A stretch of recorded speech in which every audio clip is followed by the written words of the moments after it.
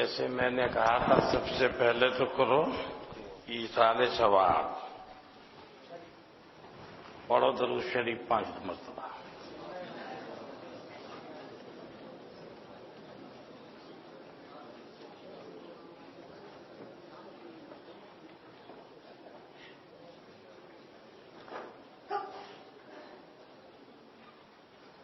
سورہ فاتحہ پڑھو 5 دفعہ۔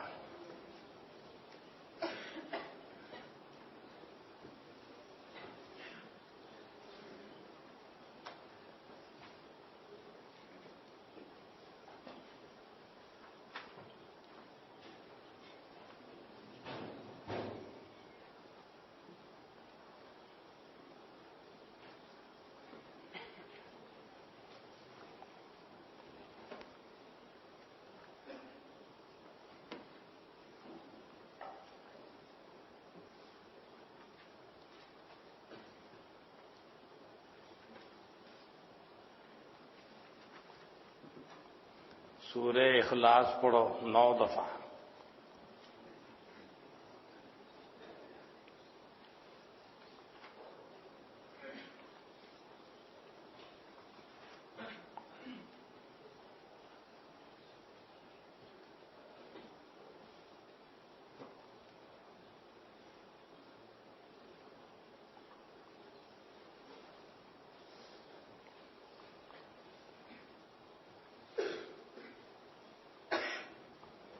پھر درود شریف پڑھو 5 مرتبہ۔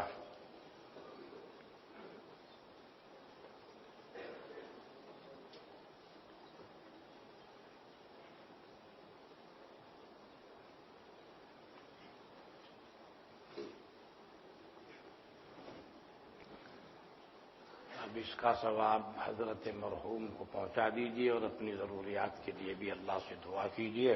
اللہم صلی علی سیدنا محمد وعلی آل سیدنا محمد وبارک وسلم ربنا آتنا فی الدنیا حسنۃ وفی الآخرۃ حسنۃ۔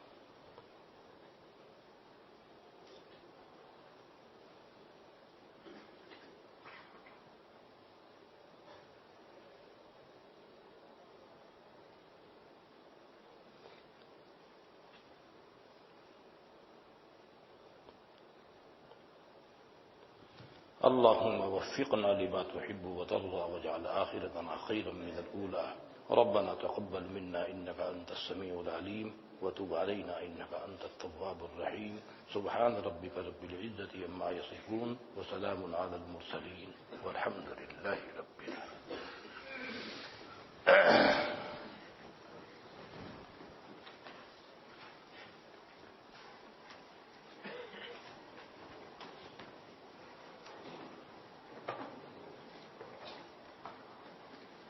زلزلے ہیں، بجلیاں ہیں، قحط ہیں، آلام ہیں۔ زلزلے ہیں، بجلیاں ہیں، قحط ہیں، آلام ہیں۔ کیسی کیسی دخترانے مادر ایام ہیں۔ کلبہ افلاس میں دولت کے کاشانے میں موت، دشت و در میں شہر میں گلشن میں ویرانے میں موت۔ موت ہے ہنگامہ آرا کلزم خاموش میں، ڈوب جاتے ہیں سفینے موج کی آغوش میں۔ رعب فغفوری ہو دنیا میں کہ شان قیصری، ٹل نہیں سکتی غنیم موت کی یورش کبھی۔ شورش بزم طرب کیا عود کی تقریر کیا، درد مندانے جہاں کا نالے شبگیر کیا۔ عرصہ پیکار میں ہنگامہ شمشیر کیا، خون کو گرمانے والا نعرہ تکبیر کیا۔ اب کوئی آواز سوتوں کو جگا سکتی نہیں، سینہ میرا میں جانے رفتہ آ سکتی نہیں۔ ہاں دکھا دے اے تصور پھر وہ صبح و شام تو، دوڑ پیچھے کی طرف ہے گردش ایام تو۔ زندگی انسان کی ہے مانند مرغ خوشنوا، شاخ پر بیٹھا کوئی دم چہچہایا اڑ گیا۔ آہ کیا آئے ریاض دہر میں ہم کیا گئے، زندگی کی شاخ سے پھوٹے کھلے مرجھا گئے۔ لیکن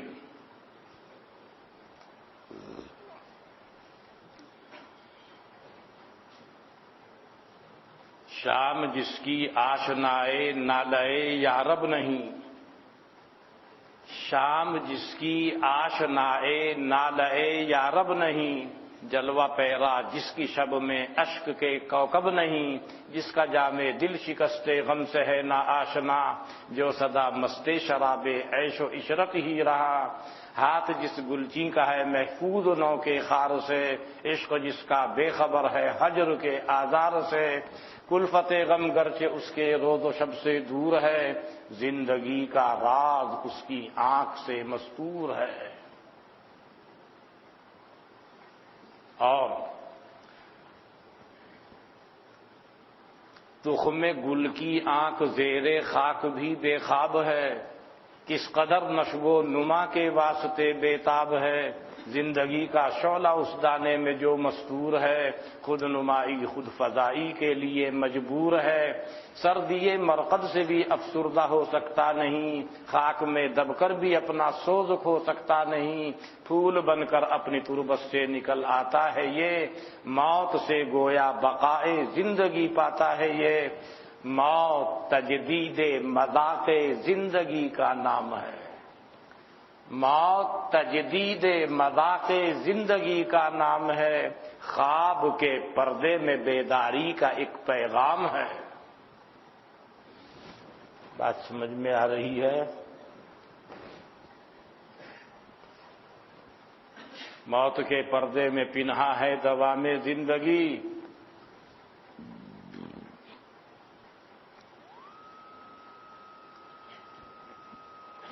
موت کے پردے میں پنہا ہے۔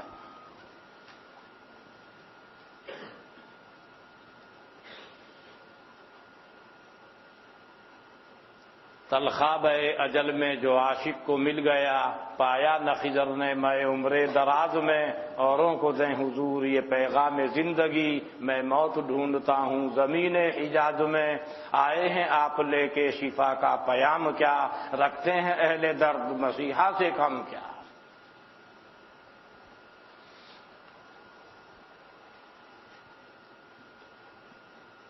پوشیدہ جس طرح ہو حقیقت مجاز میں، تو اسی طریقے سے اس موت کے پہلو میں ایسی پنہا ہے دوام زندگی، پوشیدہ جس طرح ہے حقیقت مجاز میں۔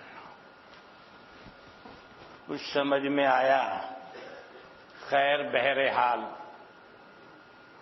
میں نے گزارش کی تھی کہ چھٹی تو مت کرو، میں حاضر ہو جاؤں گا، کچھ تھوڑا وقفے سے ہو جاؤں گا، ایصال ثواب بھی ہو جاوے گا، اور سبق بھی ایصال ثواب ہی کی قبیل سے ہے۔ تو سب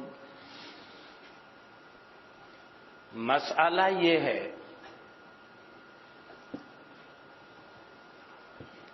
کہ پانی ناپاکی کے گرنے سے پاک رہے گا یا ناپاک ہو جائے گا؟ یعنی اختلف العلماء فی هذه المسألة ان الماء يتنجس بوقوع النجاسة فيه ام لا، فقال الظاہریہ والامام مالک علیہ الرحمہ الماء لا يكون نجسا بوقوع النجاسة فيه، وقال الامام ابو حنیفہ والشافعی واحمد بن حنبل لا يصح هذا القول مطلقا بل ينبغي ان يفرق بين القليل والكثير، ان كان الماء قليلا فيكون نجسا بوقوع النجاسة سواء كانت النجاسة قليلة أو كثيرة، وإن كان الماء كثيرا فلم يتنجس الماء بوقوع النجاسة في حالة الكثرة إلا أن يتغير أوصافه۔ یہ ہے مسالک کا خلاصہ۔ بات سمجھ میں آ گئی ہوگی۔ حضرت امام مالک رحمت اللہ علیہ اور ظاہریہ نے استدلال کیا ہے حضرت جناب نبی اکرم صلی اللہ علیہ وسلم کے فرمان الماء طہور لا ينجسه شيء، دیکھو اس سے معلوم ہو رہا ہے پانی پاک ہے، پاک کرنے والا ہے، مطہر ہے، لہذا کوئی چیز آ کر جب تک کہ پانی اپنی حقیقت پر، اپنی ماہیت پر، اپنی مائیت پر، اپنی رقت پر، اپنے سیلان پر برقرار ہے تو وہ ناپاکی کے گرنے سے ناپاک نہیں ہوگا۔ پانی تو پانی ہے، یہ حدیث بتا دو۔ ہم نے کہا حضرت حدیث تو صحیح ہے لیکن اس کا شان ورود کیا ہے، کیا مسئلہ تھا، کیا باتیں تھیں، اس کی تمہیدات کیا ہیں، اس کے مبادی کیا ہیں، کب فرمایا گیا تھا؟ یہ ارشاد حضرت کا بیر بضاعہ کے سلسلے میں ہے۔ یہ ایک کنواں تھا، بیر بضاعہ کے نام سے موسوم تھا۔ اس کے ایسا کنواں تھا، اس کے اندر سب گندگی، چیتڑے، حیض کے کپڑے، فلاں سب چیزیں اس کے اندر ڈال دی جاتی۔ جب یہ چیزیں پڑتی تھی تو ظاہر ہے کنواں ناپاک ہوگا۔ اب اس کو پاک کرنے کی، صاف کرنے کی نوبت آئی تو ان چیزوں کو نکال دیا جاتا ہے، کنواں پاک ہو جاتا ہے، صاف ہو جاتا ہے۔ کنویں کے پاک کرنے کے طریقے آپ نے فقہ کی مختلف کتابوں میں ابتدا سے لے کر ہدایہ شریف تک آپ نے پڑھے ہوں گے۔ ایسا ہو جائے تو یوں کرو، ایسا ہو جائے تو یوں کرو، اور اس کے پاک کرنے کے طریقے۔ سب سے پہلے تو جو ناپاکی گری ہے اس کو ہٹانا، پھر اس کے بعد میں پھر وہ کچھ کر رکھا ہے مقرر، جو چیزیں تھیں ان کو ہٹا دیا گیا، جو اس کا پانی تھا اس کو نکال دیا گیا۔ کنویں آپ لوگوں نے نہیں دیکھے ہوں گے، کنویں کا دستور یہ تھا جتنا آپ نے نکالا اتنا نیچے سے آتا رہتا تھا۔ اس میں کوئی موٹر نہیں ہوتا تھا، کوئی بجلی کا کنیکشن نہیں ہوتا تھا، وہ قدرتی تھا ایسے کہ پانی کی سطح کنویں میں یہاں تک ہے رہے گی، آپ نے نکالنا شروع کر دیا نیچے سے ابلنا شروع ہو جائے گا۔ اس انداز کے وہ ہوتے تھے، آپ لوگوں نے دیکھے نہیں ہوں گے، میوات میں تو ابھی ہوں گے کہیں۔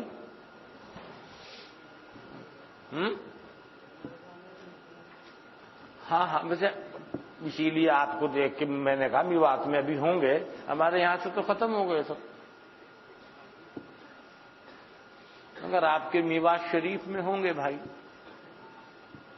میں نے بھی دیکھا تھا ایک کنواں میوات میں، پچھلے سال مجھے یاد آیا۔ بہرحال اب حضرت سے پوچھا جا رہا ہے، یہ صورتحال ہے، اور جو تھا اس کا پانی اس کی دیوار سے لگا ہوا، ابھی وہ دیواریں ہیں، دوسرا پانی آ رہا، اس کو تو پاک نہیں کیا گیا، تو جب پانی نکال دیا گیا، اس کو ناپاکی کو نکال دیا گیا، اب اس کی دیواریں جو کچھ ہے سب کی سب پاک ہو گئی۔ لہذا اس سوال کے جواب میں حضرت ارشاد فرما رہے ہیں الماء طہور لا ينجسہ شیء، پانی پاک ہے، اور جس کے بارے میں تم سوال کر رہے ہو اب کوئی بات تردد کی اور شک کی باقی نہیں رہی۔ تو وہ مطلقاً اس کے واسطے نہیں ہے، وہ شان ورود وہ ہے، اس کے بارے میں فرمایا گیا ہے، یعنی جس چیز کے بارے میں تم سوال کر رہے ہو، اس کا یہ مطلب نہیں ایک بالٹی میں پانی ہے اور ایک قطرہ پیشاب کا اس میں گر گیا، نہ اس کی رقت پہ فرق آ رہا ہے، نہ اس کے سیلان پر فرق آ رہا ہے، نہ اس کی مائیت و حقیقت پہ فرق آ رہا ہے، نہ اس کی مائیت پہ فرق آ رہا ہے، نہ اس کے کسی اوصاف میں کسی وصف کا تغیر ہو رہا ہے۔ فتویٰ دے دیں گے، حالانکہ آپ نے دیکھا آپ کے سامنے پیشاب کا قطرہ اس کے اندر پڑا، لیکن ظاہریہ تو کہہ دیں گے پاک ہے، مالکیہ کہیں گے پاک پن، الماء طہور لا ينجسہ شیء، الحدیث صحیح ولکن لا یصح الاستدلال بهذا الحدیث على سبیل الاطلاق۔ پھر دوسرا مسئلہ یہ ہے جو حضرات قلیل اور کثیر کے درمیان فرق کرتے ہیں کہ قلیل کا حکم اور ہے کثیر کا حکم اور ہے، وہ امام ابو حنیفہ، امام شافعی، امام احمد بن حنبل علیہم الرحمہ ہے۔ پانی قلیل ہے، قلیل سی بھی ناپاکی گر گئی ناپاک ہو جائے۔ پانی اگر کثیر ہے، ناپاکی گر گئی اور اس کے اندر کوئی اس کے اوصاف میں تغیر نہیں ہو رہا ہے، لا بس چلے گا، پانی پاک ہے۔ اب سوال یہ پیدا ہوا کتنی مقدار کو کہا جاوے کہ یہ قلیل ہے اور کتنی مقدار کو کہا جاوے کہ یہ کثیر ہے۔ امام ابو حنیفہ رحمۃ اللہ علیہ کی جانب سے اس سلسلے میں کوئی تحدید منقول نہیں ہے، بلکہ رائے مبتلا بھی پر اس کو چھوڑ دیا گیا ہے۔ جو اس معاملے میں مبتلا ہے وہ دیکھ کر جس کو سمجھ رہا ہے کہ یہ کثیر ہے تو وہ کثیر ہے، اور جس کو وہ سمجھ رہا ہے کہ یہ قلیل ہے تو وہ قلیل ہے، رائے مبتلا بھی پر چھوڑا ہے۔ یہ ہے امام ابو حنیفہ کا قول۔ امام محمد رحمۃ اللہ علیہ سے پوچھا گیا کہ جی کیا تو وہ بیٹھے ہوئے تھے تو اشارہ کیا کہ صحن مسجد ھذا، جیسے ہماری اس مسجد کا صحن ہے اس کی پیمائش ہوئی تو وہ دہ دردے تھا، یعنی دہ دردے صراحتاً امام محمد رحمۃ اللہ علیہ سے بھی منقول نہیں ہے، مگر ان کے اس جواب سے وہ مستفاد ہوا اور متأخرین نے اس کو اختیار کیا، اسی کے اوپر فتویٰ دیا۔ لہذا حوض بناتے ہیں دہ دردے،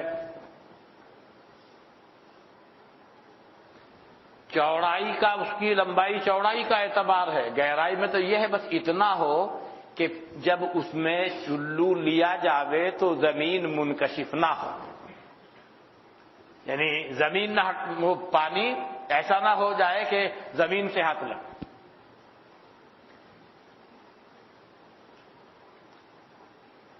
اس کو کثیر کہا۔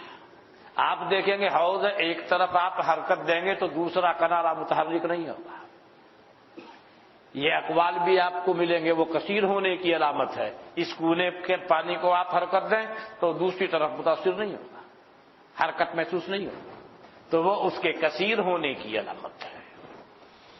حضرت امام شافعی رحمۃ اللہ علیہ اور امام احمد ابن حنبل رحمۃ اللہ علیہ دونوں فرماتے ہیں کہ اگر پانی ہو 2 قلے تو کثیر ہے، اور 2 قلے سے کم ہو تو قلیل ہے۔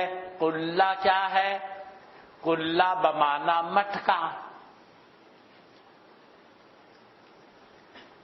حدیث پیش کی اذا کان الماء قلتین لم يحمل الخبث، جب پانی 2 قلے ہو تو وہ گندگی کو اور خباثت کو اٹھائے گا نہیں، یعنی ناپاک نہیں ہوگا۔ یہ ہے ان کا استدلال۔ اس کے اوپر حنفیہ نے بیعتبار سند کے بھی بیعتبار معنی کے بھی اضطراب ثابت کیا ہے کہ اس کی سند میں اضطراب ہے، کبھی ایسے کبھی ایسے کبھی ایسے، اور اس کے معنی میں اضطراب ہے۔ قلے سے کیا مراد ہے، اور وہ مٹکا مراد ہے تو کہاں کے مٹکے مراد ہیں، حجر کا مٹکا مراد ہے تو کتنا تھا اس کا وزن، اور کہیں پر آیا ہے 2 قلے اور کہیں پر 3، کہیں پر 40، کہیں پر کچھ کہیں پر کچھ کہیں پر کچھ۔ گو شوافع نے ان اضطرابات کے جوابات دینے کی کوشش کی ہیں۔ امام طحاوی رحمت اللہ علیہ نے دوسرے انداز پر چھیڑا ہے مسئلے کو۔ انہوں نے چھیڑا ہے اس حدیث کے مصداق اور معنی میں اجمال ہے، معنی کے اعتبار سے حدیث مجمل ہے۔ مجمل کے اوپر جب تک کہ اس کی تفصیل بارگاہ رسالت سے صادر نہ ہو جائے، عمل اس کے اوپر کیسے کیا جائے گا، وہ قابل عمل کیسے ہوگی، اور تفصیل سے اس کے اوپر کلام کیا۔ حافظ ابن القیم رحمۃ اللہ علیہ جو اصل حنبلی ہیں، ان کی ہے تہذیب السنن، انہوں نے بہت تفصیل سے اس کے اندر کلام کیا اور کہا اس حدیث سے استدلال کرنا ویسے ہی نہیں، بہت ہی مشقت کا اور مشقات کثیرہ کا تحمل کرنا پڑے گا، تب جا کے اس حدیث سے استدلال کرنا صحیح ہوگا۔ پہلے یہ ثابت کرنا پڑے گا کہ اس کے اندر کوئی اضطراب نہیں، سند میں کوئی ضعف نہیں، اور وہ کلے سے کیا مراد ہے، اور وہ کتنے کلے ہیں، اور اس کا مصداق کیا ہے، اور اس کو بلا تفصیل کے متعین کرنا بہت دشوار ہے۔ یعنی شرح معانی الآثار جو ہے امام طحاوی رحمۃ اللہ علیہ کی، حضرت مولانا یوسف صاحب کاندھلوی رحمۃ اللہ علیہ کی کتاب امانی الاحبار، شرح معانی الآثار نام سنا ہوگا، طحاوی شریف کی شرح ہے، بہت بسط اور تفصیل سے حافظ ابن قیم کے کلام کو تہذیب السنن سے بہت عمدہ اور نفیس انداز میں بیان کیا ہے، اپنی زبان میں لے کر بہت اچھی گفتگو کی ہے۔ امام احمد ابن حنبل کا وہ مسلک وہ ہے، مگر اس حدیث کے سلسلے میں وہ بھی آگے پیچھے ہو رہے ہیں۔ خود امام ابو داؤد کو آپ دیکھے ہیں نا، امام ابو داؤد ان کے بارے میں آیا تھا کہ وہ حنبلی المسلک ہے، مگر اس حدیث کو کہہ رہے ہیں بھائی اس حدیث میں تو گڑبڑ، اس حدیث کو ضعیف مان رہے ہیں امام ابو داؤد، کیسے اس سے استدلال صحیح ہوگا؟ پھر دوسری بات یہ، پہلے والی جو ہے بیر بضع، صاحب ہدایہ نے فرمایا ہے کہ اس کا پانی باغات میں جاری تھا، مائع جاری ہے، جس کو مالکیہ نے ظاہریہ نے لیا الماء طہور لا ينجسہ شیء، مائع جاری ہے، اوصاف میں تغیر نہیں ہے، وہ جاری ہونے کی کئی شکلیں ہیں، پہلے کنووں سے اور انداز پر پانی نکلتا تھا، وہ جاری ہوتا تھا تو مائع جاری کے حکم میں ہے، کان ماؤہ جاریا فی البساطی۔ صاحب ہدایہ نے دوسرے انداز پر گفتگو کی ہے، حضرت جو اس کے معنی آپ سمجھ رہے ہیں وہ معنی اس کے نہیں ہے۔ ایک بیچارہ مسجد کے پڑوس میں رہتا ہے، اس نے اپنے کسی عذر کی وجہ سے گھر میں نماز پڑھ لی، امام صاحب ابھی کیا بات ہے نماز کہ میں گھر میں ہی پڑھ لی، نماز نہیں ہوئی، کیوں؟ حدیث میں آیا لا صلاۃ لجار المسجد الا فی المسجد او کما قال النبی صلی اللہ علیہ وسلم، حدیث تو صحیح ہے، اس کی نماز ہوئی کہ نہیں ہوئی؟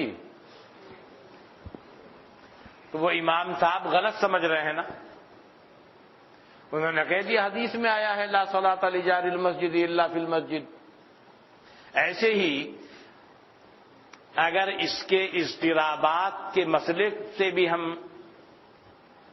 کف نظر کریں، صرف نظر کریں، اور اسی طریقے سے معنوی اعتبار سے جو اس کے اندر گفتگو اور اضطرابات ہیں اس سے بھی ہم کف نظر کریں، مگر اس کی مراد کو وہ متعین کرنا جو آپ فرما رہے ہیں وہ بھی مشکل ہے۔ ابو صاحب ہدایہ فرماتے ہیں وہ ناپاکی کا تحمل نہیں کر سکے گا، 2 مٹکے ہے، ناپاکی گر گئی، قلیل پانی ہے، اس ناپاکی کا تحمل نہیں کر سکے گا، یعنی ناپاک ہو جائے گا۔ حضرت وہ معنی نہیں ہے جو آپ نے سمجھے ہیں، اس کے معنی تو یہ ہیں بھئی یہ تو قلیل پانی ہے۔ اب مٹکا ہوئی، پھر مٹکوں میں فرق ہے۔ مٹکا تو جانتے ہوں گے بھئی مٹی کا برتن ہوتا ہے، چھوٹا سا ہوتا ہے، ایک ہوتا ہے گھڑا، چھوٹی سی ہوتی ہے گھڑیا، بعد وہ گھڑیا ہوتی ہے اس میں وہ بھی کر دیتے ہیں سوراخ، اس کو کہتے ہیں ٹوٹی، کچھ اس سے بڑا ہوتا ہے اسے کہتے ہیں گھڑا، اس سے کچھ چھوٹی ہوتی ہے اسے کہتے ہیں گھڑیا، اور اس سے بڑا ہوتا ہے اسے کہتا ہے مٹکا، اور مٹکے سے کچھ چھوٹی ہوتی ہے اسے کہتے ہیں مٹکی۔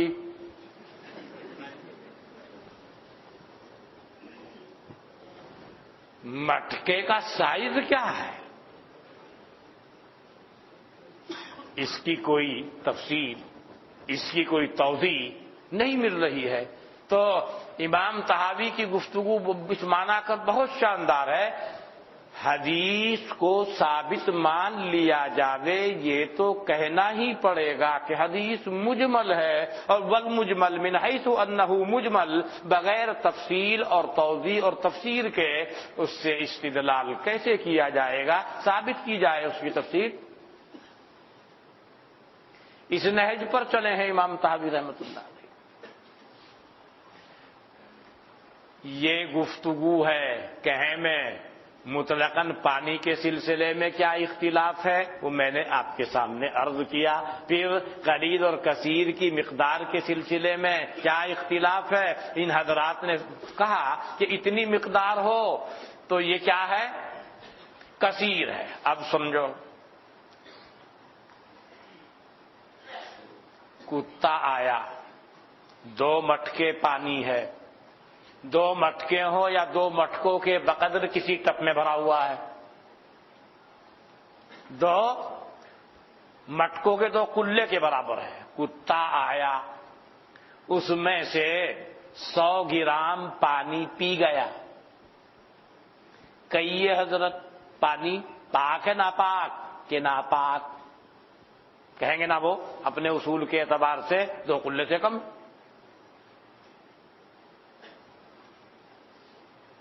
اس کے بعد دوسرا کتا آیا، اس نے ٹانگ اٹھا کے وہ کام کیا جو وہ کیا کرتا ہے، ٹانگ اٹھا کر اس نے پیشاب کیا 200 گرام۔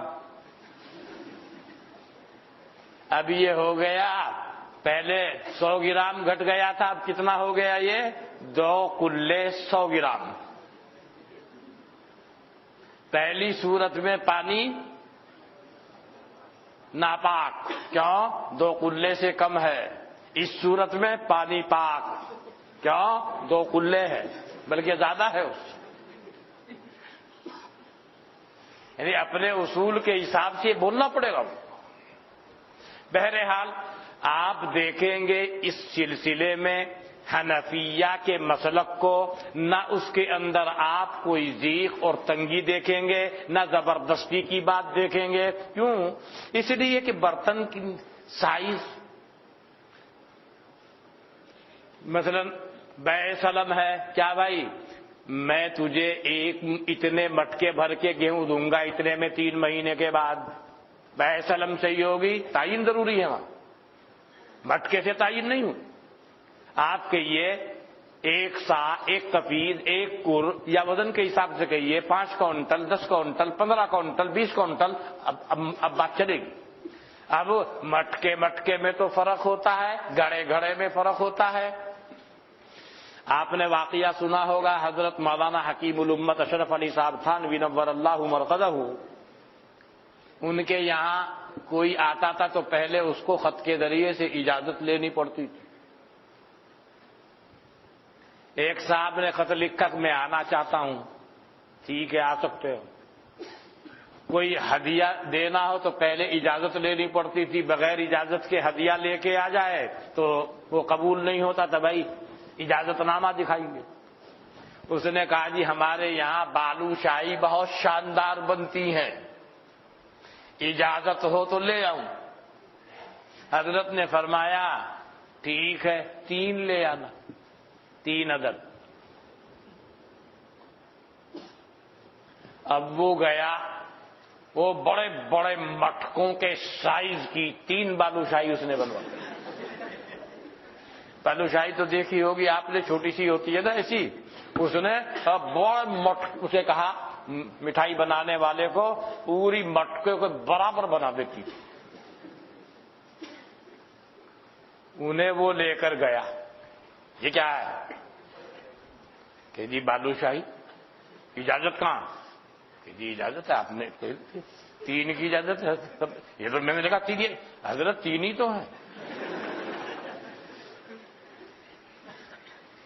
اس کی تو کوئی بات طے نہیں ہوئی تھی کتنی بڑی۔ اب حضرت تھانوی بھی چپ اپنی تحریر کے اعتبار سے 3 بالوشاہی کی اجازت دی، مگر وہ بالوشاہی نہیں تھی، بالا شاہ تھا۔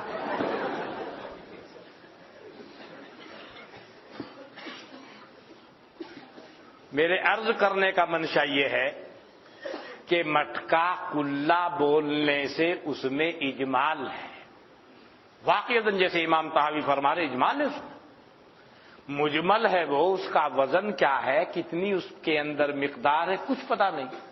پھر کہاں کا کلا ہے، کہاں کا مٹکا ہے، مٹکوں میں فرق ہے، ایک جگہ بنتا ہے تو اس کا سائز الگ ہے، دوسری جگہ بنتا ہے اس کا سائز الگ ہے، اور اگر کسی ایک جگہ کا طے بھی کر لیا جائے، بنانے والے کمہار جو ہوتے ہیں ان میں پھر آپس میں فرق ہے، ایک منہ بناتا ہے کمہار، اس کا انداز کچھ اور ہے، اس کا انداز کچھ اور ہے، ایک میں آتا ہے 5 کلو پانی، ایک میں آتا ہے 25 کلو پانی۔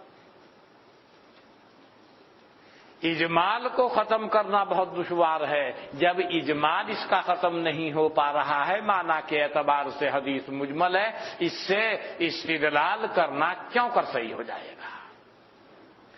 یہ بات سمجھ میں آ گئی اتنی؟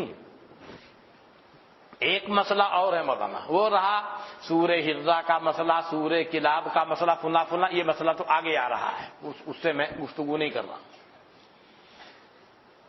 ایک مسئلہ یہ ہے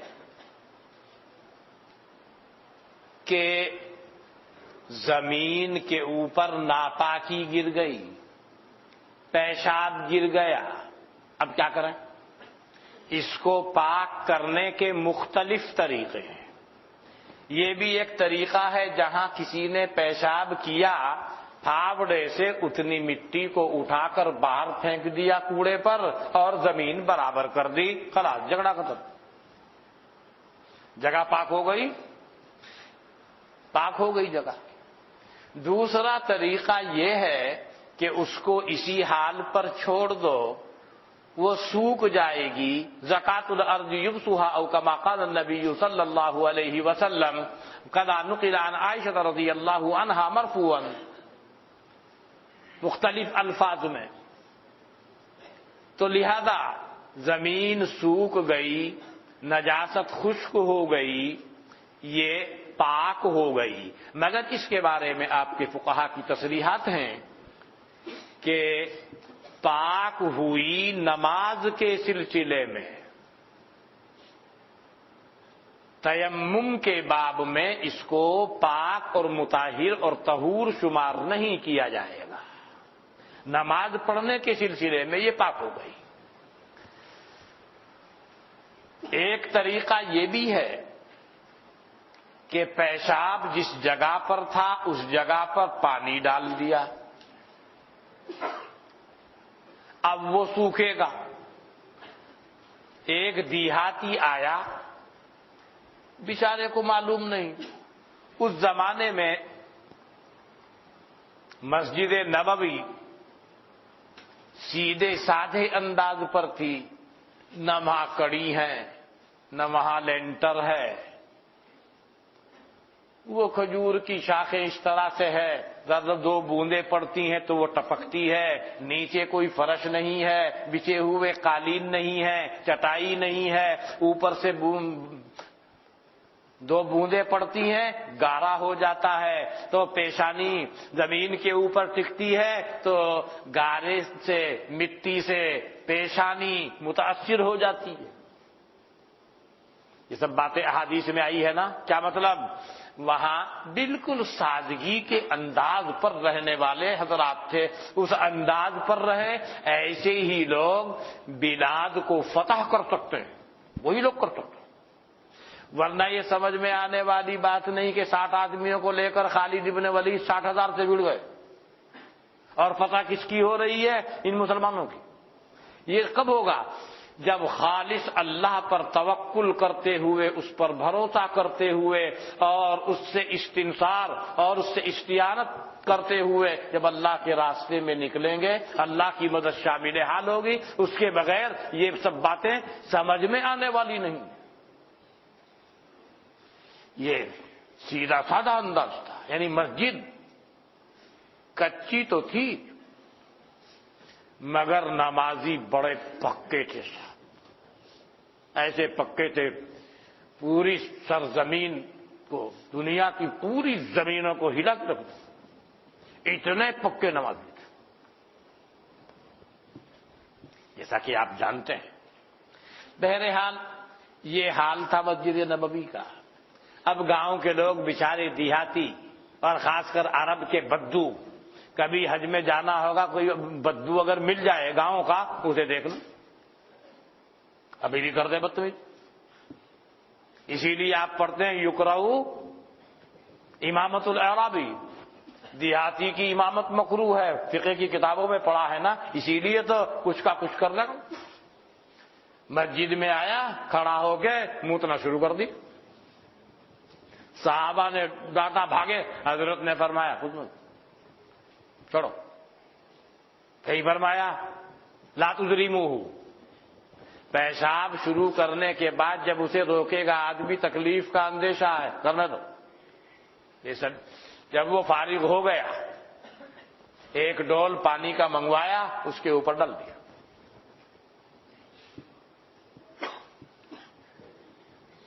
اس سے یہ حضرات فرماتے ہیں کہ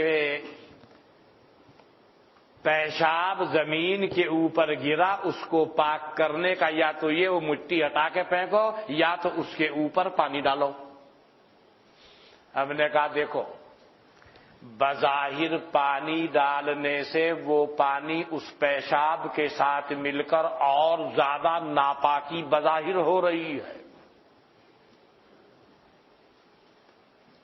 اور اس سے یہ ثابت نہیں ہو رہا ہے کہ زمین کو پاک کرنا اس کے علاوہ اس کا کوئی طریقہ نہیں ہے، یا زمین کا خشک ہو جانا اور اس کا یابس ہو جانا اس کی پاکی کو مستلزم نہیں ہے۔ یہ حدیث اس کے اوپر دلالت نہیں کر رہی ہے۔ بات اصل یہ ہے کہ مختلف کتابوں میں وہ حدیث آئی ہے، مصنف ابن ابی شیبہ میں، فنا میں جفاف الارض طہارت الارض، کہیں زکات الارض یبسھا۔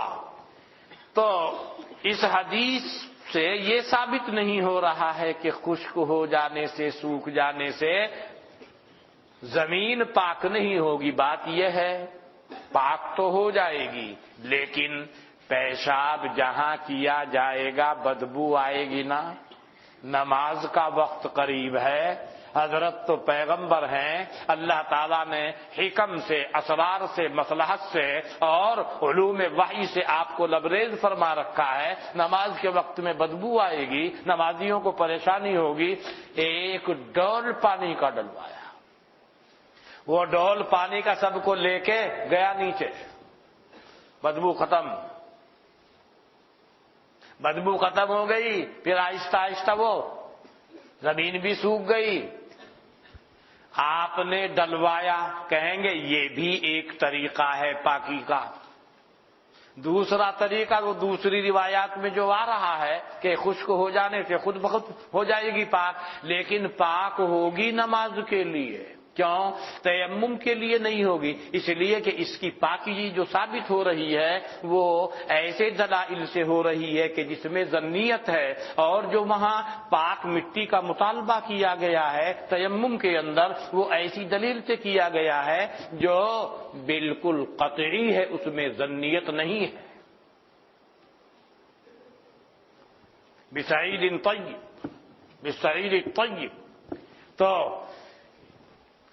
جس کا طیب ہونا، جس کا پاک ہونا، جس کا طاہر ہونا دلائل ظنیہ سے ثابت ہے، اس حکم کی تلافی وہ نہیں کر سکتا کہ وہاں اس کا پاک ہونا نص قطعی سے مطلوب ہے۔ اس وجہ سے تیمم کے واسطے اس کو طہور اور مطہر شمار نہیں کیا جائے گا، البتہ نماز کے واسطے اس کو پاک شمار کیا جائے گا اس کے خشک ہونے سے۔ لہذا ان حدیثوں میں اور جو اعرابی والا واقعہ ہے کوئی تعارض بھی نہیں ہے۔ مصلحت کا تقاضا کیا تھا؟ زمین تو ویسے بھی پاک ہو جاتی، نماز کا وقت آ رہا ہے، نمازی آئیں گے، دقت ہوگی نا ان کو۔ یہ اس وقت میں تھا جب زمین کا، مسجد کی زمینوں کا وہ حال تھا، اب تو مسئلے دوسرے ہو گئے.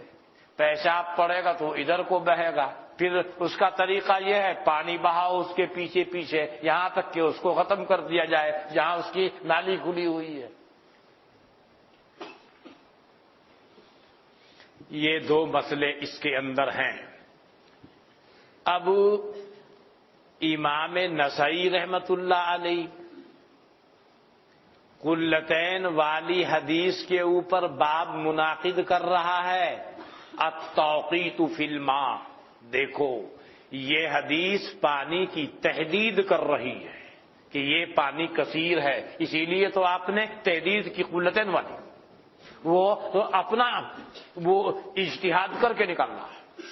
اور جو اعرابی والی حدیثیں ہیں کئی ساری سندوں کے ساتھ، تو اس میں تو تحدید نہیں ہے.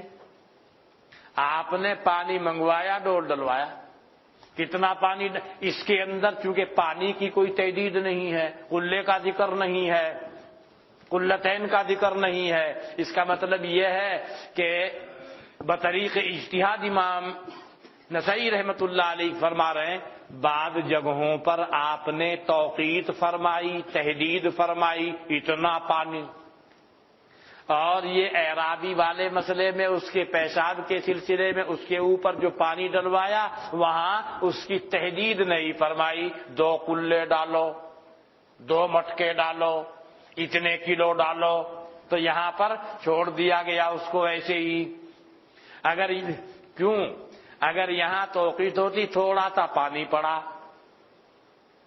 پیشاب کے اوپر، قاعدے کے حساب سے جب اس پانی کا اختلاط ہوا باؤل کے ساتھ میں تو وہ تو سارا اس پیشاب کے حکم میں ہو گیا، لہذا طہارت کا حکم نہیں ہونا چاہیے، کہنا چاہیے وہ تو سب کا سب ناپاک ہو گیا. لیکن یہاں کوئی تحدید شریعت کی جانب سے نہیں ہے، لہذا انہوں نے باب قائم کر دیا. اس سے معلوم ہو رہا ہے پانی کی تحدید کا نہ ہونا، پانی کی عدم تحدید بھی ہے اور تحدید بھی ہے. تحدید کے سلسلے میں وہ قلتین والا مسئلہ ہے، عدم تحدید کے سلسلے میں یہ اعرابی والی حدیث اور اس کے اوپر ڈول ڈالنے کو ذکر کر رہا ہے.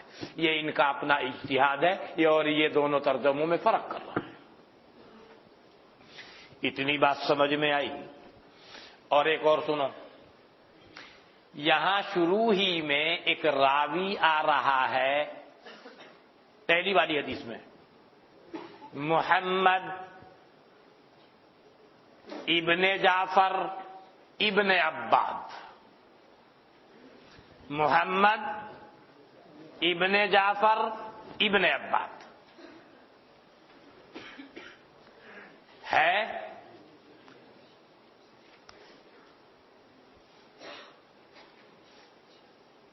ان لاحظتم کتب اسماء الرجال فما وجدتم راویا من الرواة المسمى بهذا الاسم محمد ابن جعفر ابن عباد. اس نام کا کوئی راوی روات حدیث میں نہیں ہے. پھر کیا مسئلہ ہو رہا ہے؟ ہندوستانی نسخوں میں نسائی شریف کے وہ ایک کا تھا نا بڑھیا والا، تیری میں بھی یوں ہی ہے کیا ہے؟ ایسے ہی ہے. اس کا مطلب یہ محشی نے خاص اہتمام نہیں کیا کیا؟ یہ تو سمجھ رہا تھا بہت اہتمام کیا ہے. محمد ابن جعفر ابن عباد نام کا کوئی راوی آپ کو نہیں ملے گا. ایک ہے محمد ابن جعفر ابن زہیر اور ایک ہے محمد ابن عباد ابن جعفر، محمد کے بعد عباد. ہندوستانی نسخوں میں یوں ہے، بعض نسخوں میں محمد ابن جعفر آگے ذکر نہیں، یہ تو ہو سکتا ہے. یہاں ہے محمد ابن جعفر ابن عباد عن عبداللہ عن ابن عمر. عبداللہ ابن عمر کے بیٹے اس کا نام بھی عبداللہ، اس سے روایت کر رہا ہے. اور یہ ہیں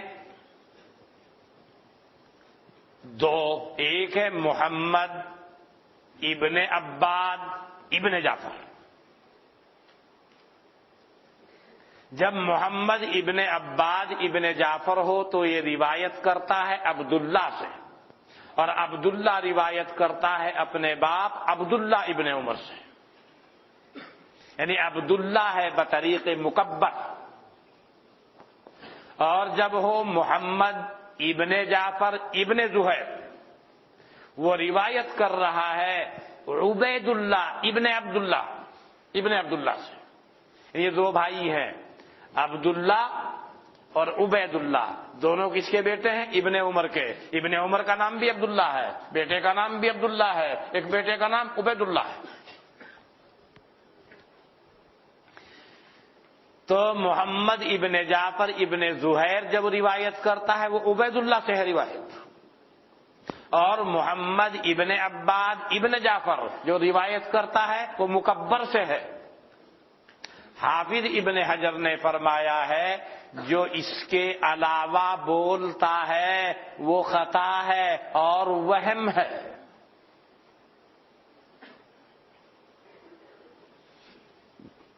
یہ حافظ ابن حجر فرما رہا ہے، جو اس کے علاوہ کہے محمد ابن جعفر ابن زہیر عن عبید اللہ، محمد ابن عباد ابن جعفر عن عبداللہ، جو اس کے خلاف بولے، اس کے خلاف روایت کرے، ادھر کو ادھر ادھر کو ادھر ملا دے، اس نے وہم کیا، اس نے غلطی کی. بہرحال یہاں جو ہے لکھا ہے محمد ابن جعفر ابن عباد، یہ تھوڑا سا اس میں وہ ہو گیا، یہ عباد بیچ میں ہے، محمد ابن عباد ابن جعفر یہ ہے راوی، اور یہ روایت کر رہا ہے عبید اللہ سے نہیں عبداللہ سے.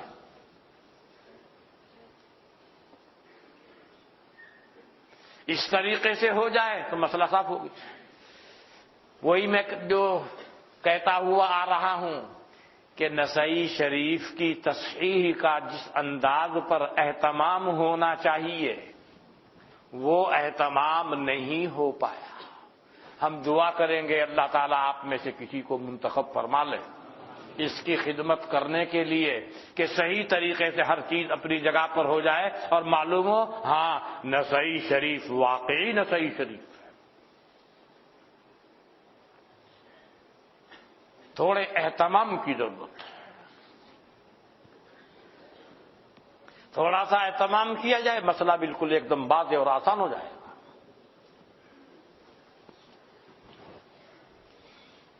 کیا بات ہے، کیوں رو رہا؟ ہمت کرنے کی بات بندہ ہمت کرتا ہے، اللہ کی مدد شامل حال ہو جاتی ہے، رونے کی کیا بات ہے؟ کوئی بھی کام ہوتا ہے تو وہ اللہ کی مدد سے ہوتا ہے. بات سمجھ میں آ گئی ہوگی نا؟ ہاں چلیے اب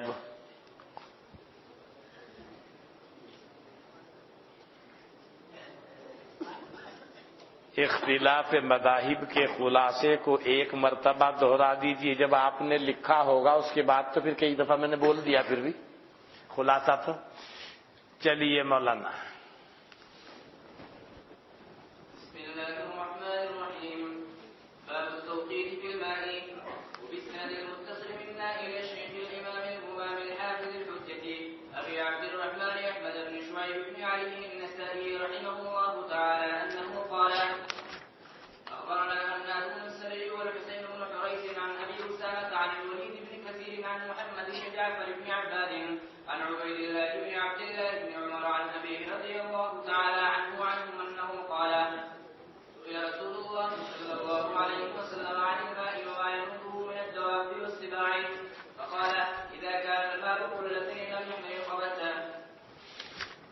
بسم اللہ الرحمن الرحیم. التوقیت فی الماء یعنی التعدید، اس کے متعلق میں نے عرض کیا. محمد ابن جعفر ابن عباد کے بارے میں نے عرض کیا، اور یہ عبید اللہ بول رہا، میں نے کہا عبید اللہ کس وقت میں ہے اور عبداللہ کس وقت میں ہے، اس کے متعلق میں نے عرض کیا. یہ عبید اللہ کون ہے؟ یہ ابن عمر کے صاحبزادے ہیں.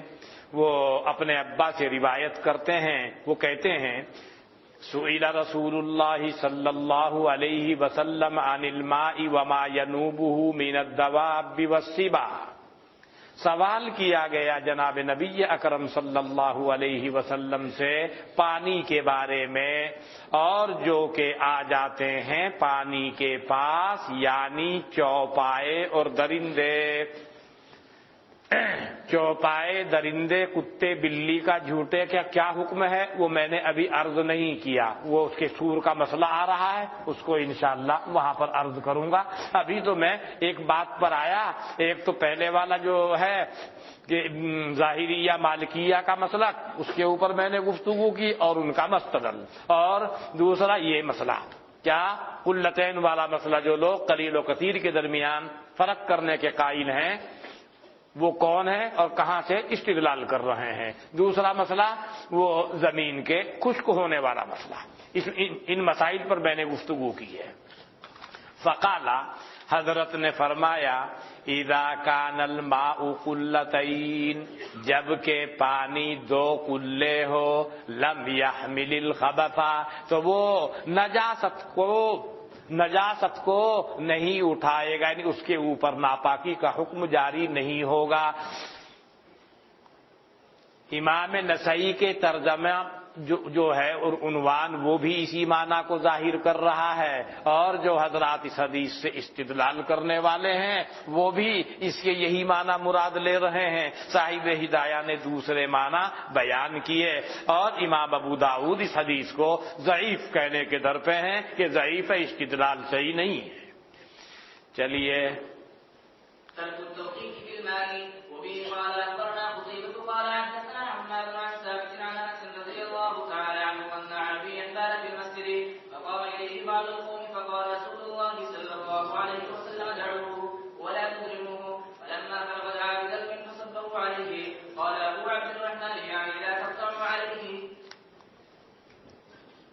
یہ عنوان قائم کیا کہ تحدید نہیں ہے، اس سے وہ یہ ثابت کرنا چاہ رہے ہیں پہلے کے اندر تحدید ہے، اس میں تحدید نہیں ہے۔ اگر تحدید ہوتی تو تھوڑا سا پانی ہے اس کے ساتھ ملا، وہ ساری مٹی ناپاک ہو جانی چاہیے تھی، ان کا مقصد حاصل ہو گیا۔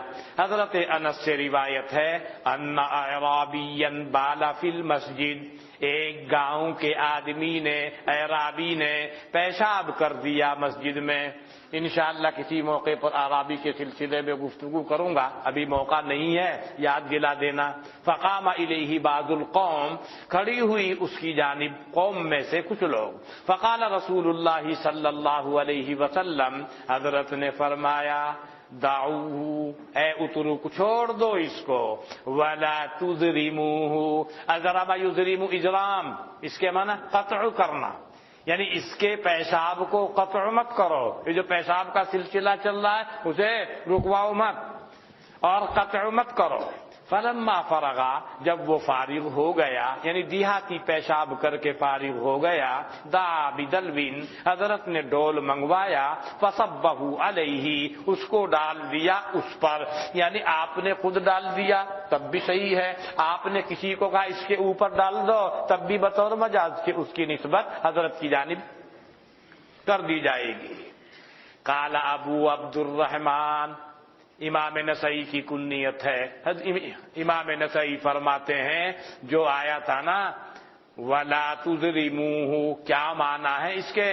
یعنی لا تقطعوا علیہ، یعنی مت کاٹو پیشاب کو اس کے اوپر، یعنی اس کے پیشاب کو مت رکواؤ، اس کی تفسیر کر رہے ہیں لا تُضْرِمُوهُ کی۔ چلیے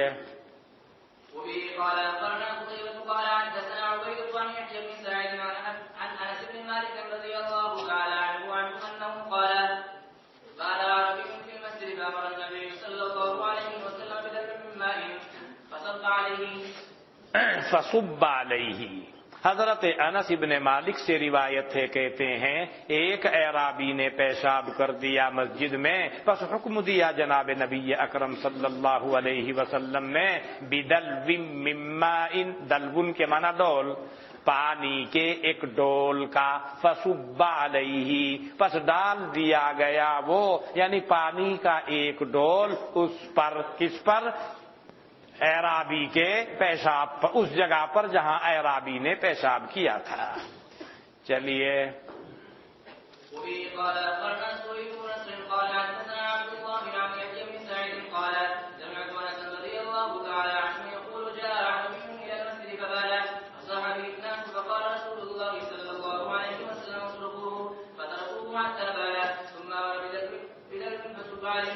یحییٰ ابن سعید کہتے ہیں کہ میں نے سنا حضرت انس ابن مالک رضی اللہ عنہ سے فرماتے ہیں ایک دیہاتی آیا مسجد کی جانب، مسجد میں آیا، فبالا پیشاب کرنے لگا، فصاح بہ الناس لوگ اس کے اوپر چلائے، جیسے ایسے موقع پر لوگ چلاتے ہیں نا، چلائے۔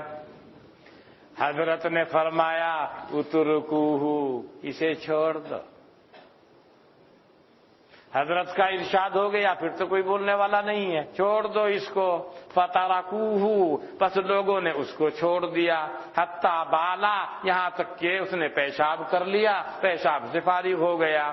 ثم امر بدلو پھر حضرت نے حکم فرمایا ایک ڈول کے بارے میں۔ کیا ڈول؟ جو اس سے پہلے سے آ رہا ہے، یعنی پانی کا ایک ڈول۔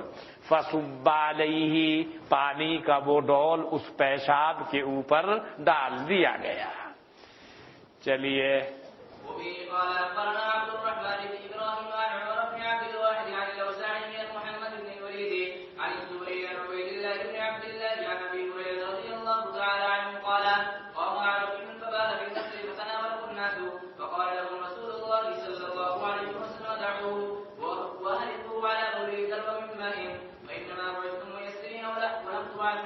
حضرت ابو ہریرہ رضی اللہ عنہ سے روایت ہے، کہتے ہیں کھڑا ہوا ایک دیہاتی، فبالا فی المسجد اس نے مسجد میں پیشاب کر دیا، فتناولہ الناس لوگ لگے اس کو پکڑنے،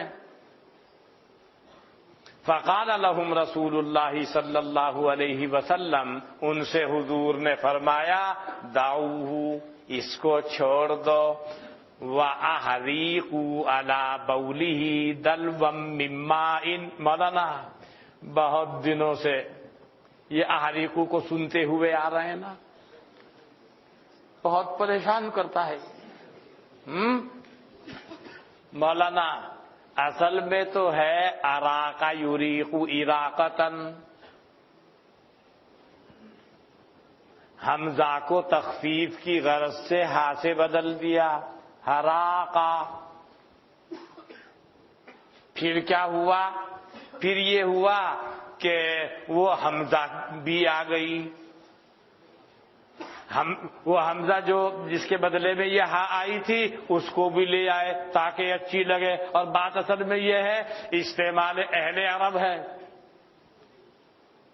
احرقہ، پھر یحریقو، اور کہیں آتا ہے حریقہ یحریقو، یعنی باب دہرجہ کے انداز پر، کہیں آتا ہے امر کا صیغہ حریق تھا، کہیں آتا حریق، کہیں آتا آریق، احریقو، سب طریقے سے استعمال ہے۔ تھا ایسے کہ اراقہ تھا، ہا سے بدل دیا اسے، ہراقہ ہوا وہ۔ پھر وہ کسی صیغے میں جا کر ہم وہ حمزہ کو بھی لے آؤ، اسے بیچاری کو کہاں چھوڑ رہے، یہ ہاتھ میں بہت عجیب سا معلوم ہو رہا ہے، تو وہ احراقہ، بھائی کون سا باب ہے؟ باب تو وہی ہے بھئی، یہ سب کیا ہو رہا ہے؟ ارے پہلے وہ آسانی ہم نے سمجھی تھی، بھائی حمزہ ذرا کچھ ثقیل سا ہے، متحرک ہے، وہ اسے ہاتھ سے بدل دو، اور جو ہراقہ ہوا تو اس کو سن کر کے آدمی پریشان۔ اسی لیے آپ دیکھ اسم فاعل کا صیغہ موریق، یہ نہ ہوتا تو مریقن تھا۔ اسم مفعول کا صیغہ محراق، یہ ہا نہ ہوتا مراقن، مریقن تھا اصل میں، مسلم کے وزن پر۔ تو بہت جب کہیں آتا ہے اراقہ، کہیں آپ پڑھیں گے ہراقہ، لا باس، مولانا بہت گنجائش ہے اس کے اندر کہ آپ کو دقت نہ ہو، معنی وہی ہے۔ لہذا بغیر ہا کے آ جائے تو کوئی مسئلہ نہیں، بغیر حمزہ کے ہا ملے تو کوئی مسئلہ نہیں، دونوں کے دونوں اکٹھے ہو جائیں تو کوئی مسئلہ نہیں، جیسے یہاں ہو رہا ہے، حمزہ بھی ہے ہا بھی ہے۔ اور یہ جگہ جگہ مختلف کتابوں میں اور لوگوں اس میں اور احادیث میں اور دوسری جگہوں پر آتا رہتا ہوگا آپ کے سامنے، اور پریشانی کے اندر مبتلا کرتا رہتا ہے۔ اسے چھوڑ دو، وَأَحْرِقُوا عَلَى بَوْلِهِ دَلْوًا مِّن مَّاءٍ، احریقو ہے اریقو، اور بہا دو ڈال دو اس کے پیشاب پر پانی کا ایک ڈول۔ کیوں؟ تمہاری اللہ تعریف کر رہا ہے۔ کیا تعریف کر رہا ہے؟ کنتم خیر امۃ اخرجت للناس تأمرون بالمعروف وتنہون عن المنکر وتؤمنون باللہ۔ یا تو اس طرف اشارہ ہے، بعثت جو ہوتی ہے بعثت انبیاء کی ہوتی ہے، یا تو یہ ہے کہ تمہارا جو نبی ہے پیغمبر ہے اس کی بعثت اس انداز پر ہوئی ہے کہ حضرت اپنی امت کے واسطے آسانیاں پیدا کرنے والے ہیں، مشکلات کھڑی کرنے والے نہیں ہیں، لہذا تم ان کے تابع ہو، لہذا باعتبار طبیعت حضرت مشاکلت کی وجہ سے فرما رہے ہیں کہ تمہاری بعثت اس انداز پر ہوئی، یعنی یہ بعثت مقصودہ اصلیہ نہیں ہے، باعتبار طبیعت یعنی تمہارے نبی کی بعثت اس انداز پر ہے، باعتبار طبعیت امت کا بھی یہی حال ہوگا۔ یہ مطلب ہے کبھی آپ یہ سمجھیں ہم بھی مبعوث ہیں۔ کیا فرمایا؟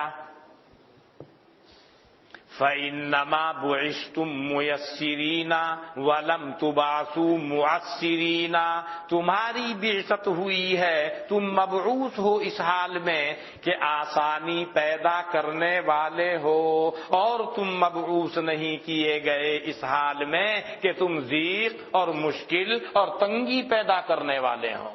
کیا مطلب؟ یا تو اس آیت کی جانب اشارہ ہے، اور اگر بعثت کو اس کے معنی ہی میں لیا جاوے تو پھر بعثت ایک اصلیہ ہے، وہ بعثت اصلیہ وہ تو مختص ہے انبیاء کے ساتھ، اور چونکہ قوم پیغمبر کے تابع ہوتی ہے تو باعتبار طبعیت ہے، لہذا تمہارے نبی کا کام یہ ہے آسانی پیدا کرنا، لہذا تمہارا بھی کام وہی ہے۔ یہ باب پورا ہو گیا، چلیے انشاءاللہ باقی کل یہ پرچی بھی رکھ دو، کل انشاءاللہ دیکھ کل دیکھ